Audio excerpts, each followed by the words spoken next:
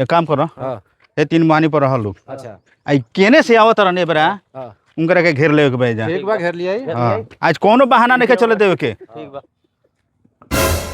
देखत रह लोग हेने से आवत रहन कि हेने से आवत रहन केने से आवत रहन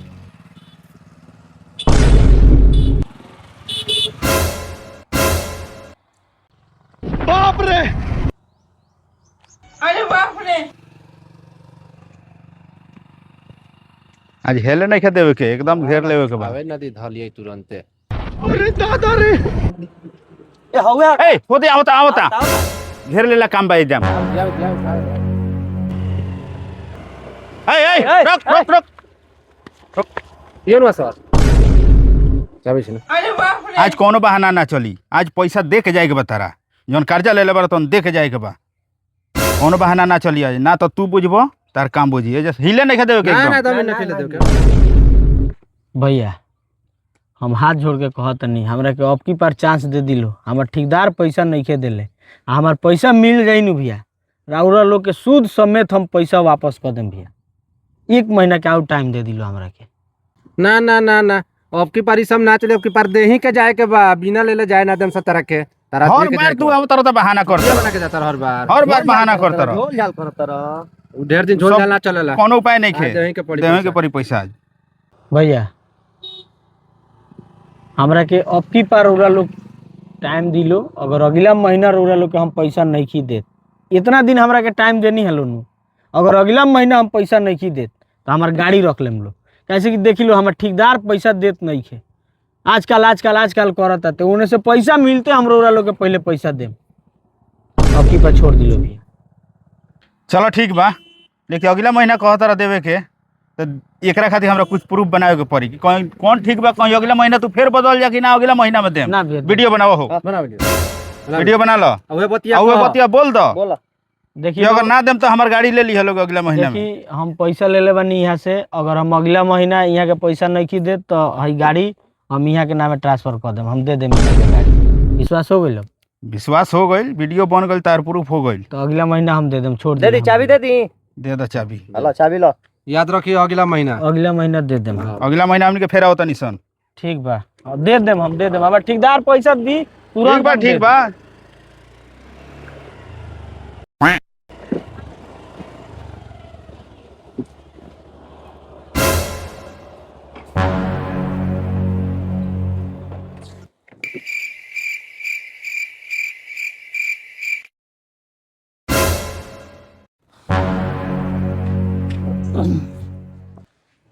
हमरा के अब की बार रउरा लोग टाइम दिलो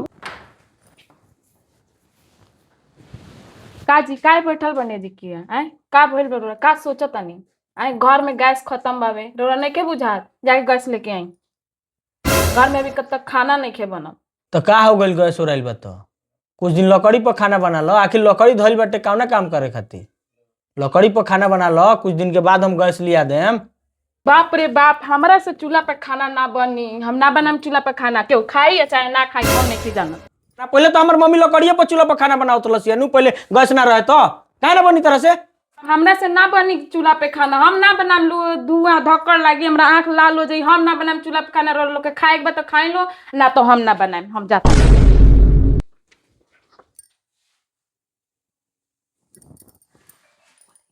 हमरा के अब की बार रउरा लोग टाइम दिलो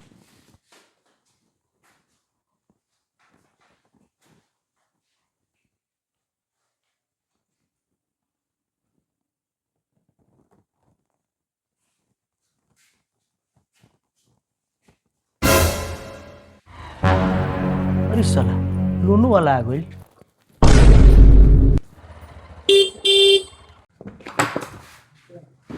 हे देखो ना द्वार पर लोन वाला आ गइल बा तन जाना कह दो कि वहाँ के घरे नहीं खी जाना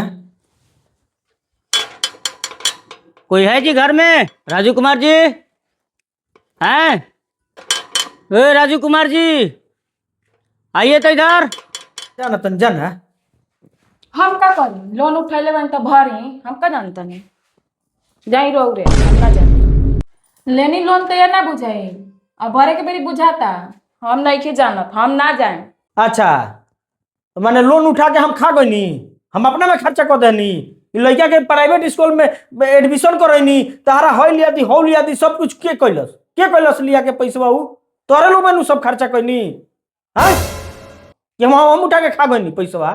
ठीक बा लेक्चर मान दी जाता नहीं हम। ओ राजू जी, अरे आइए ना बाहर, कब से आके खड़े हैं गेट पे।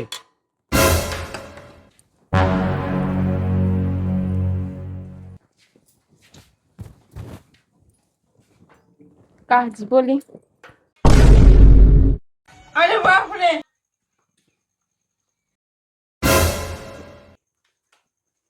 बाप रे बाप, का मेहरारू बिहारी एक और। ए जी वहाँ के नहीं की गल बनी कोनो काम से बाहर। तो रुआ के बनी वहाँ के बहन बनी का वहाँ के रुआ। ना जी हम वहाँ के पत्नी हई। हाँ तो भाभी जी और पति देव कब आए, वहाँ के 3 गो किस्ती तुर के रखले बानी भरवावे के बाद। ठीक बा रोरा जाई, आयम तो वहाँ से बात कर लेम। भाभी जी रुआ अगर चाहे अभी तो हम रुआ पति के सब लोन माफ करा सकते हैं। वो कैसे जी, हमरा तो समझ में ना आइला। अरे भाभी जी हमरा कहे के मतलब कि रुआ अपन नंबर दी हमरा के, हम रुआ से बात करें, हम जैसे कहें रुआ वैसे करब, रुआ पति के सब लोन माफ करवा दें। हाँ जी रोरा ठीक कहता नहीं। रुकी रोरा यही जी, हम घर से नंबर लेके आवता नहीं, याद नहीं कि हमारा नंबर। ठीक बा ठीक बा भाभी जी, लेके आई नंबर।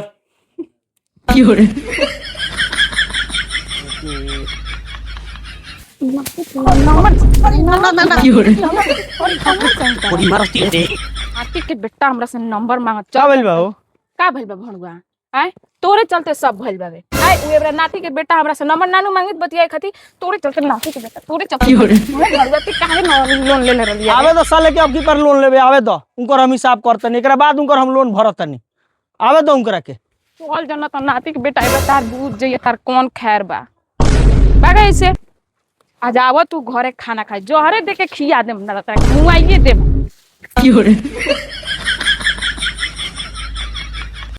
बाप रे, अरे बाप रे, अरे दादा रे।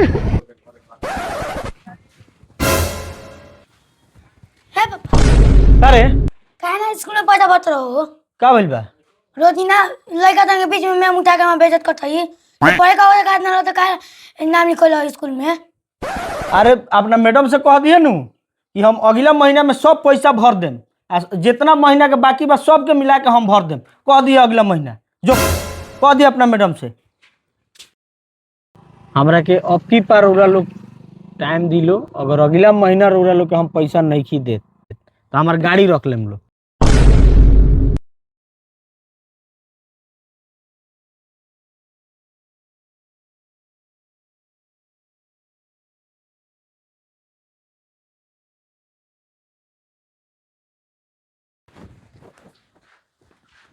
अरे बाप रे,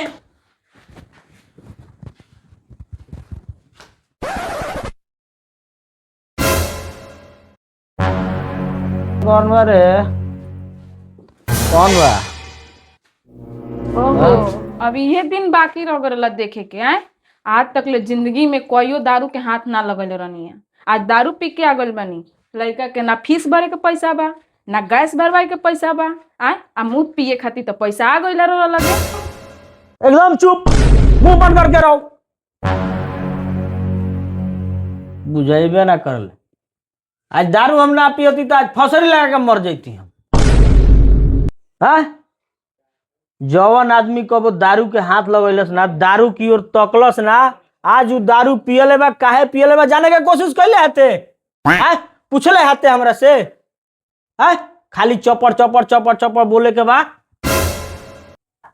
हाँ तोहनी के शौक पूरा करे खातिर हम कितना कर्जा में डूबल बानी, कबो जाने के कोशिश कैले हा कि पैसा कहाँ से ले बानी तोहनी के शौक पूरा करे खातिर। हाँ एक और एडमिशन करनी कहाँ से पैसा आई, कर्जे काट के नु आई। हाँ सुबेरे 9 बजे से घर से निकले नहीं खा होके शाम के 6 बजे घरे आवे नहीं। बीच में हमारा संगे का होला ना होला केकरा से हम कितना बात सुने नहीं, कौन हमरा के बोलेला केंगा पैसा ले आवनी तोहनी के एकरा बारे में मालूम बा तनको।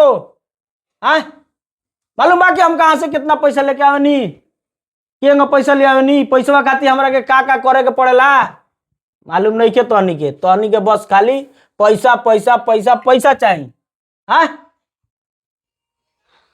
तहनी के खाली पैसा से मतलब बाटे। आज हम पैसा के चलते इतना बर्बाद बनी, हम लोन के पैसा भरे के बा, एकर फीस भरे के बा, ओने अलगे कर्जा वाला हमरा के चेतावनी दिले बा सन कि पैसा ना भरबे तो तोर गाड़ी ले लेम सन। अब इतना टेंशन हमरा हो गई रहा, इतना टेंशन हो गई रहा कि आज हम फसरी लगावे जात रहनी है। तहनी के देख के, तहनी के बारे में सोच के हम फसरी ना लगनी है कि हम अगर मर जातनी तो तहनी के का होई। हैं तहनी के बारे में हम सोचते हैं, तहनी हमरा बारे में सोचता रसन। ए जी हम रोरा के समझ गइल बानी। अब हम चूल्हा पे खाना बनाएम। आज के बाद रोरा से हम कुछ आला भाला उरेब कुछ ना बोलेम। रुकी हम रोरा खातिर नींबू पानी लेके आओ तनी सुत रही। चलो बाबा हम समझ लेंगे तो पैसा दियो चाहे ना चाहिए हम सरकारी में।